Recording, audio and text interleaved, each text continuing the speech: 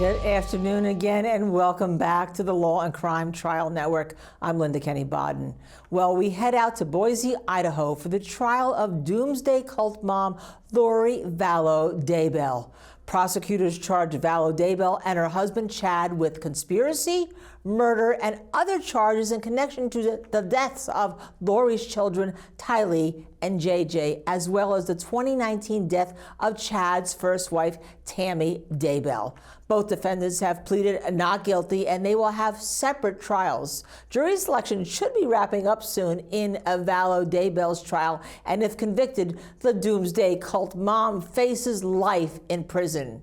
Well, earlier this week, we interviewed the author of Children of Darkness and Light, the Lori Vallow Story. So before I introduce our boots on the ground, Gigi McKelvey, let's hear what this author and criminal defense attorney had to say about the insanity defense in Idaho. Well, it's interesting. I'm a retired criminal lawyer, so it's interesting that Idaho doesn't allow the insanity defense. It's not possible here. There are some narrow parameters where they can plead that the person was so incapacitated that they couldn't form the mental state to commit the crime. But other than that, a mental health diagnosis is difficult. Defense is difficult. So it doesn't surprise me that they're not pursuing that. And it appears from everything we've seen that Lori is competent to stand trial. Trial competency is somewhat, it's somewhat a low bar. You know, you have to be able to know who all the people in the courtroom are and what their jobs are and sort of some basic civics, but you don't necessarily have to be without mental illness. So somebody can be mentally ill and still be competent to stand trial, and I think that's where we are. And as I teased before, our very own Gigi McKelvey, who you saw in the Murdoch trial in South Carolina, is now on the ground for us in Idaho. Gigi, I have to know, how's jury selection going? Because I know the judge wants 42 jurors, so how many do they have so far, and how many do they need? Well, we're at 35 after the morning session. We need 42 to stop this process and move into the final portion of jury selection. I wasn't super hopeful at the beginning because right out of the gate, they excused 8 of the jurors just due to answers on their questionnaire, but we got 5 out of this group.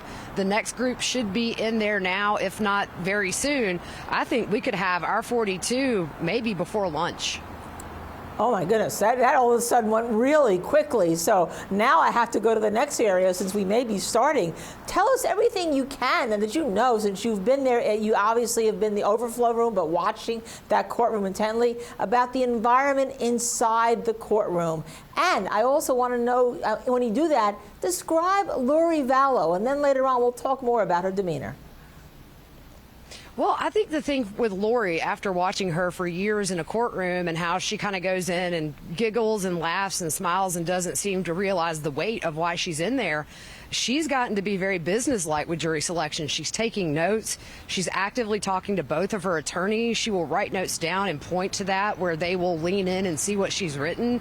So I think there's a very different Lori Vallow in this courtroom, and I think maybe is she starting to realize that this is game time and this is serious, and you know, has this been something where she plays it up for the cameras and now it's very serious? It's just been interesting to watch the last few days. And let me just follow up on that. Since her appearance seems to now be changed, do you know whether she's on any medication that would make her so compatible with being tried for murder?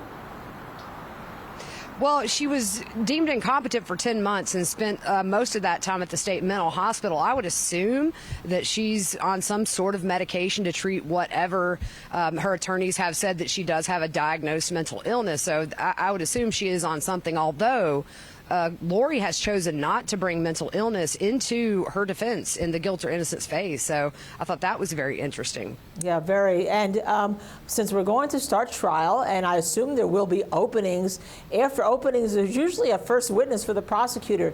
Do you have any ears and hints as to who that might be?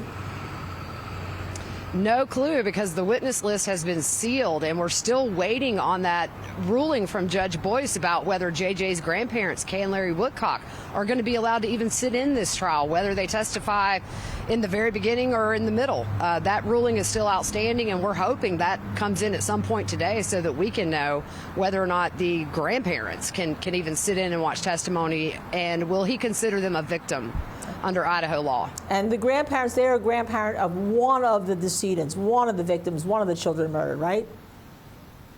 Right, and also Kay Woodcock is the sister of Charles Vallow, where Lori has pending charges in Arizona for conspiracy to commit first-degree murder for him.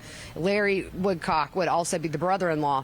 So they've lost two family members to this whole mess. I guess if there's no other word for it, it's just a mess.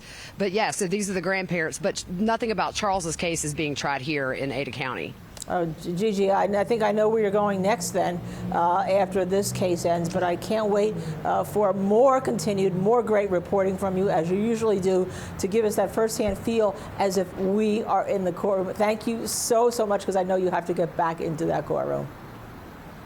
Thank you.